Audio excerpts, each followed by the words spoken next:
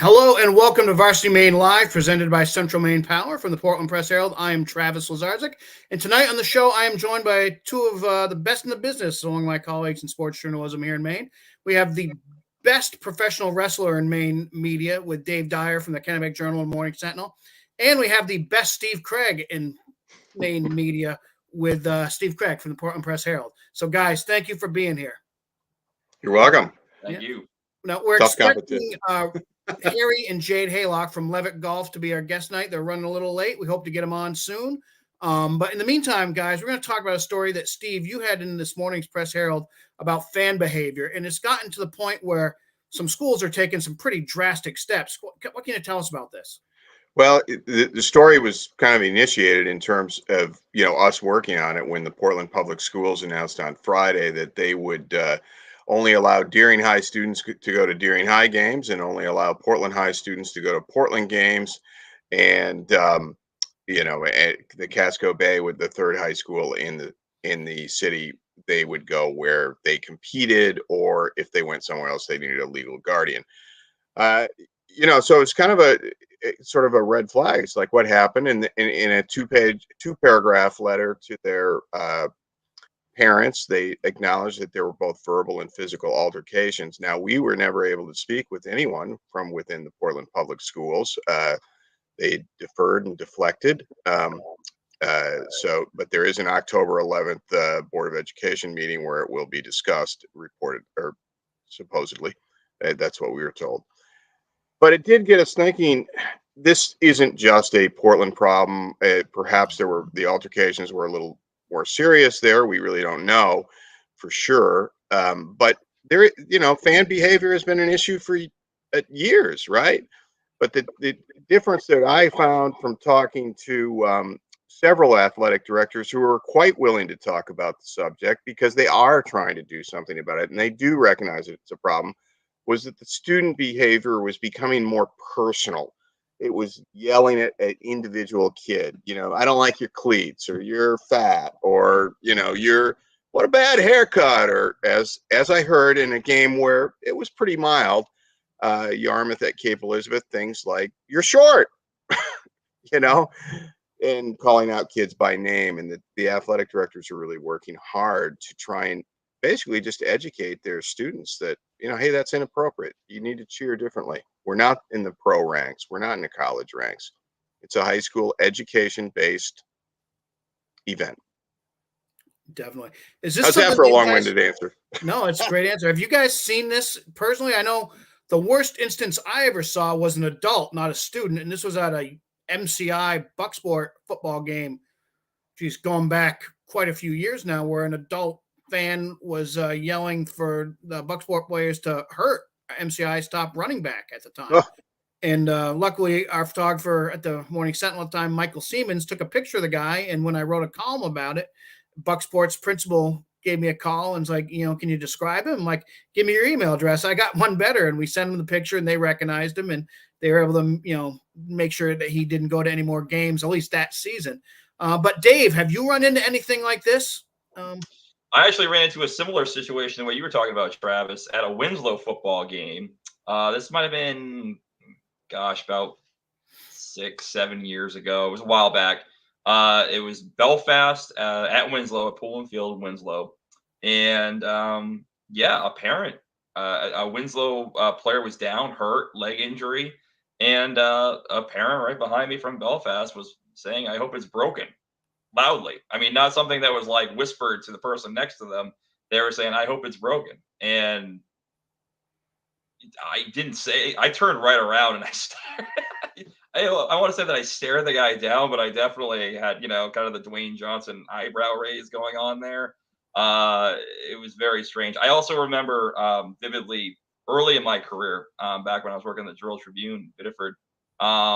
It was an Old Orchard Beach Dirigo football game, and a parent was being so belligerent to officials, yelling at officials from the stands, that his own kid had to turn around the sideline and yell to him in the stands to be quiet, which that had to, I imagine, be an embarrassing experience for both of them. So it's I've seen it at basketball games as well, but I feel like most of those experiences that I've honestly seen have kind of come out, that some of those bad aspects have come out in football games for me over the years.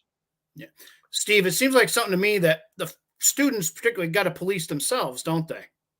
The- yeah, that seems like that's when it works well, and that's what the athletic directors that I spoke with talked about, was that they're purposely, identifying 10, 12, 15, the number varied, but kids that they know that go to the games all the time and are avid supporters of their friends and the other teams, and they're sitting them down and they're talking to them about it.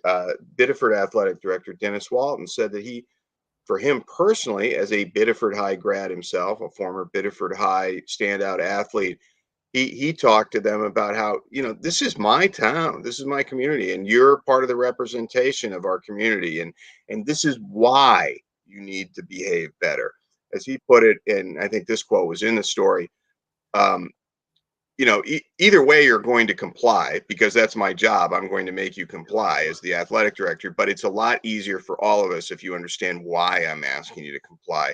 And that was kind of a common theme of ADs in both the Western Maine Conference and the Southern Maine Activities Association, recognizing that it did get worse after the pandemic. Kids came back in force. They were excited to be together. They just lacked some social interaction skills, it sounded like. And so they ratcheted up this really kind of personalized chanting of trying to single out individual players, and always at the other team. As one AD said to me, they're not really cheering for their own team. Every cheer they have is directed towards the opponent or the opposing fans. And Walton mentioned that it's like, if you're thinking that the idea is that you're supposed to be the show, that's wrong. The show is supposed to be on the field. But Definitely. so I commend these athletic directors that are taking that forward thinking, recognizing we've got an issue.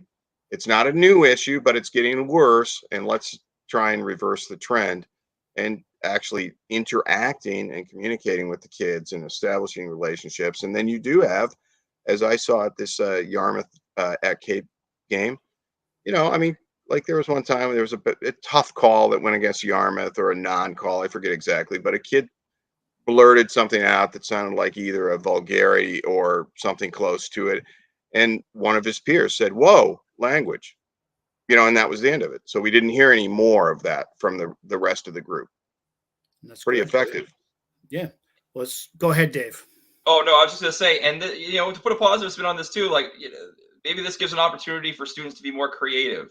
You go to a game and you always hear the same chants. Warm the Right. bus up.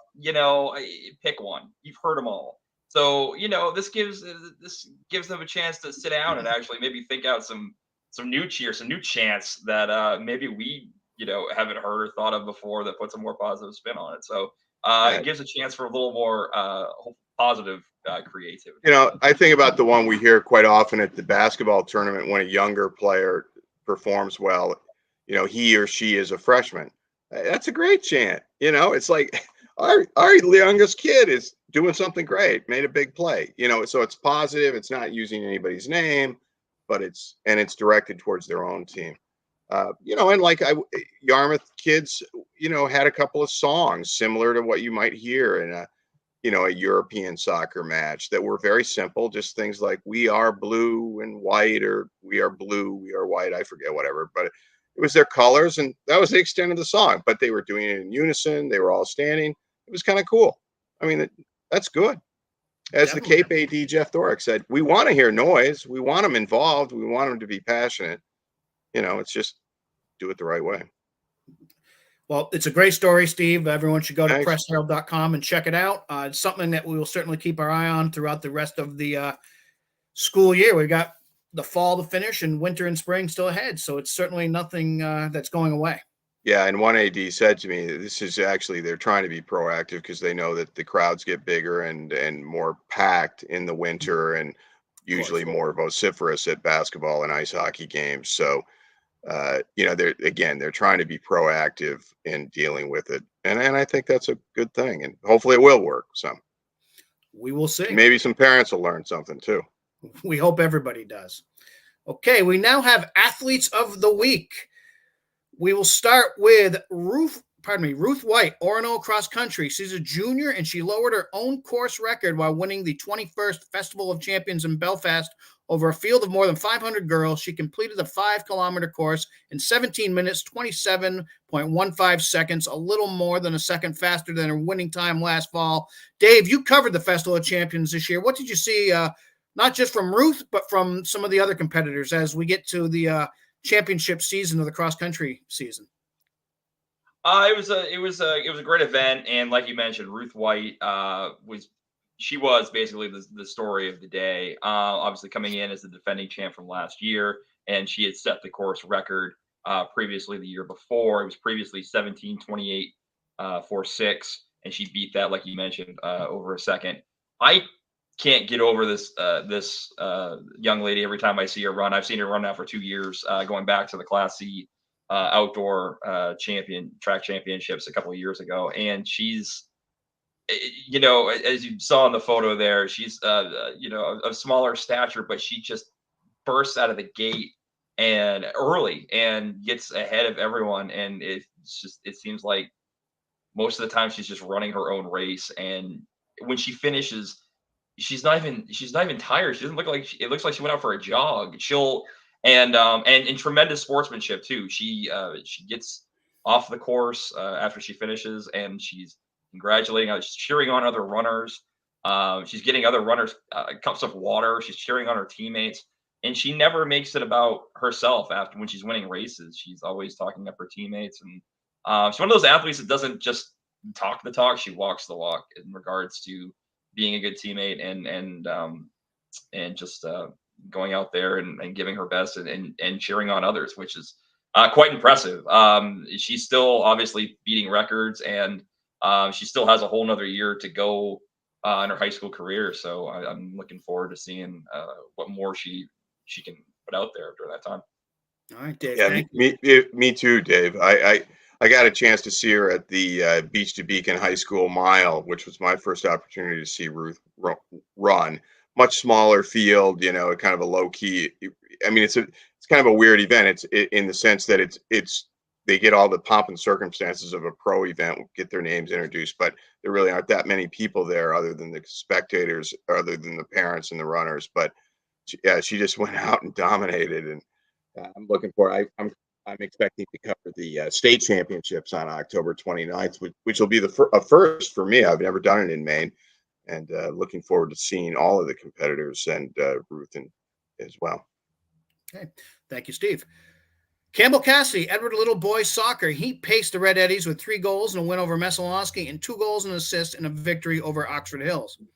Elsa Goebel-Bain from Monmouth Girls Soccer. She scored 6 goals and a win over Madison, then scored the overtime game-winning goal in a 1-0 victory over Oak Hill. Ashley Connolly from Gorham Girls Soccer. Connolly had a hat trick and a 5-1 win over Deering and an 8-0 win at Westbrook. She scored a pair of goals in the first 2.5 minutes of the game.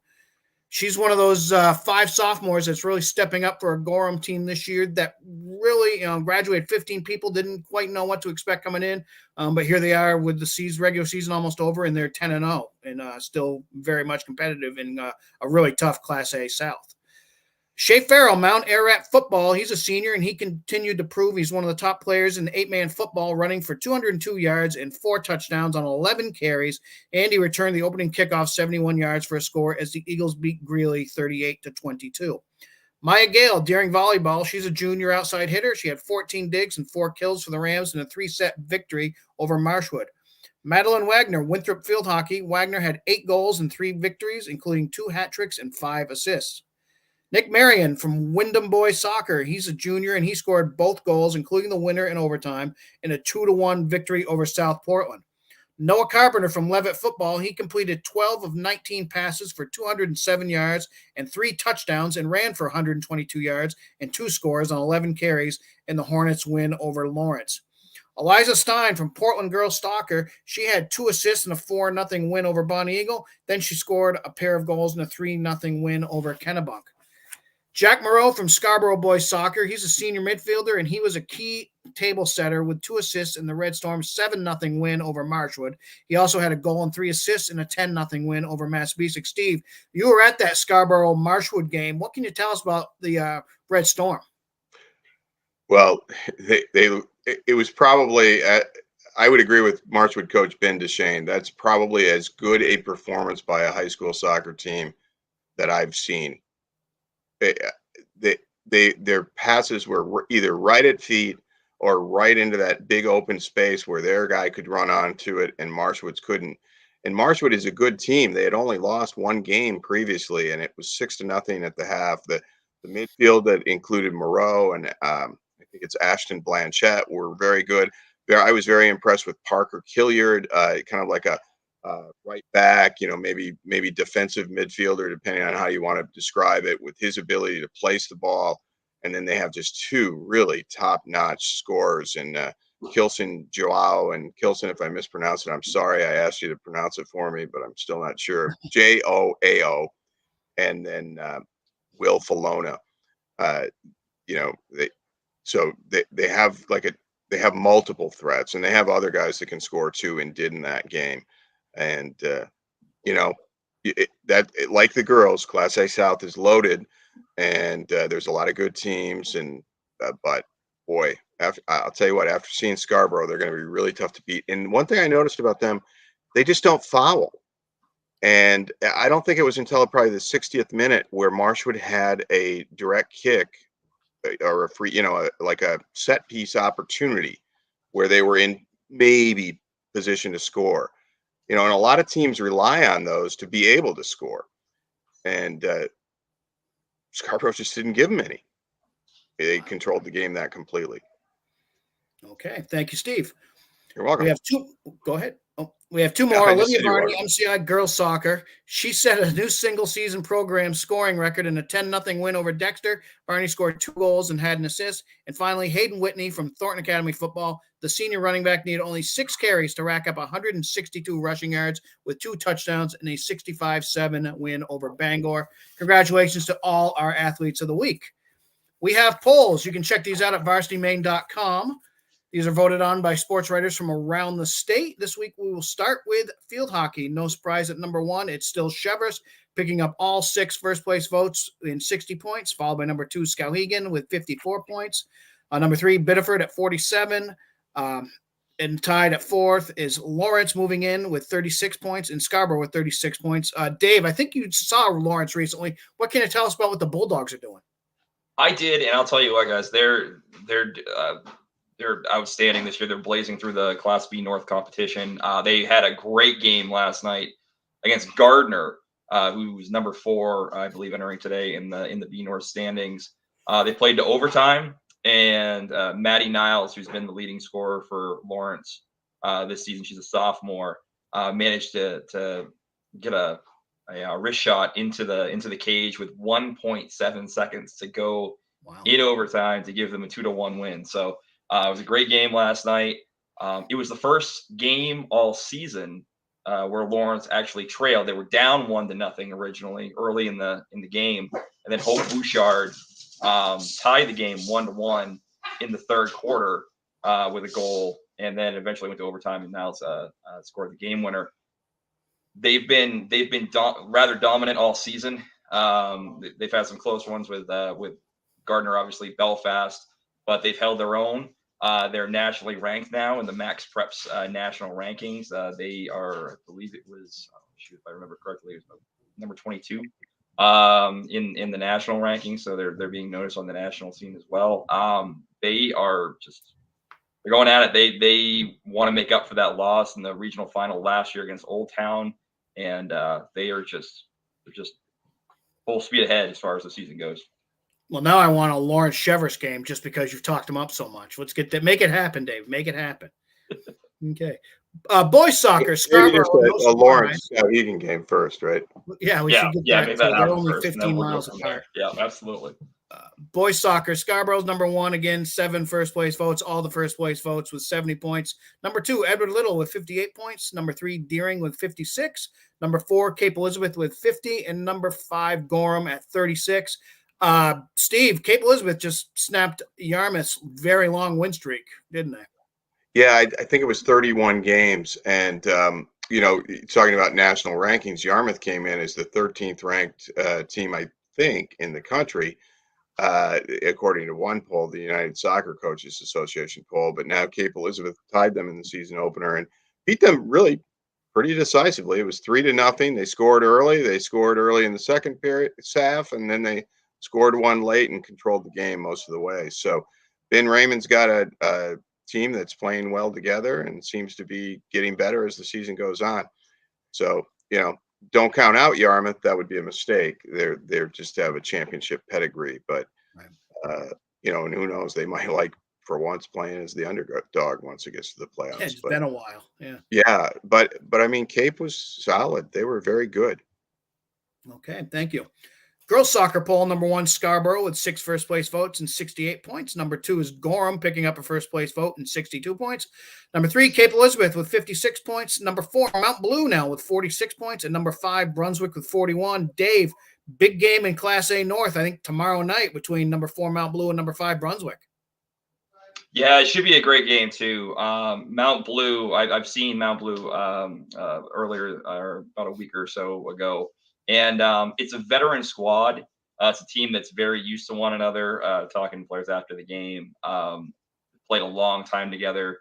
KK Daggett's been the top player for the Cougars this season. She actually just broke the single season record for goals scored. I think she notched her 20th goal, which is what set the new mark for Mount Blue. They've just been a team. You can tell when they're playing that they can find each other easy. They're I don't know if they're on the same wavelength as far as finding each other on the field. Good crisp passes, good shooting. I got to think, and obviously Brunswick, a great program as well. It should be a good matchup. All right, thank you. Finally, football. Oxford Hills still number 1 with 7 first place votes and 79 points. Number 2, Levitt in first place, 1 first place vote and 70 points, followed by number 3, Skowhegan at 66, 4, Thornton Academy at 57, and number 5, Wyndham at 36. I don't know about you guys, but when I'm doing my poll, after I get through like 1, 2, 3, I'm having a tough time with it this year. Just so many teams are either even or not playing up to what they've done in the past, or what. I mean, I'm finding like 2 or 3 teams I'm taking in and out of the poll every week. How about you guys? Dave, you want to go first? Yeah, I know. For me, Oxford Hills, Levitt, and Skowhegan are the top 3 that jump out as far as consistency goes on how the season has gone. But I'm with you guys. After the first 3, I mean, you start, your brain starts getting clogged. You start going, okay, well, what if this team matched up against this team, and what does this loss counts against this loss? It's been wild. It's been wild, and I'm not sure. You guys might know this better than me in reaching back and thinking about this. I can't remember a season like this in some time where it's kind of more parity on the scene, not necessarily guaranteed victories here and there. It's been wild, and it's been entertaining. That's the best part. I think we've all gotten our money's worth as far as the season's gone so far. Yeah, on that point, I think the interclass games, we wrote about it last week, are doing what they were supposed to do. Those games have a significantly, I should have dug this out. If you bear with me, I probably could. But those games have a significantly less point differential than the non-interclass games. To give you some stats here, last week, for instance, the interclass games, the point differential was 17.3 points. There were only 6 of them last week. The smaller class division won 4 of those games. They now lead the season series 21-15 over the larger class team. And the non-interclass 11-man games last week, the point differential was 28 points. So 11 points more in the ones where you're playing somebody within your class. So that has added some definite interest for me, because though you've created, just as they were intended to do, more competitive games. And then you're getting a team, like say a Thornton Academy this year, which I still think is clearly the 4th best team. And by the end of the year, we'll probably have them either 1 or 2. maybe 3 if Levitt runs the table. I mean, I've got basically the exact same top 4 as what's in the poll. Um, and, but then you're right. For me, it's the top 4 really hasn't changed the last couple of weeks. I just know Thornton. They really are a powerful program. They've played a very tough schedule. You know, their losses are to Oxford Hills and a good team out of New Hampshire. So, and they'll play Skowhegan in a couple of weeks, so we'll see. Yeah. So you know, if you can beat some, hey, well, then great. You know, and I don't think Thornton is as explosive and dynamic as they were, say, 2018, 2019, and even and last season. But well, and Steve, you bring up a good point too with the New Hampshire games. You know, I think that has possibly thrown a team or two off their track a little bit. You know, Thornton being possibly one of those teams where it kind of that small shakeup, that small kind of thing, kind of can right. throw a team off at least for a week or two. Exactly. Instead of say having Edward Little or Lewiston, who are both improved this year, good for them. You know, but say instead of having Edward Little or Lewiston in that week 3 matchup, they had to play a team that was their equal. You know, instead of Marshwood when they started 1-3, you know, instead of maybe in week 2 or whatever, whenever they played, didn't they have to play somebody?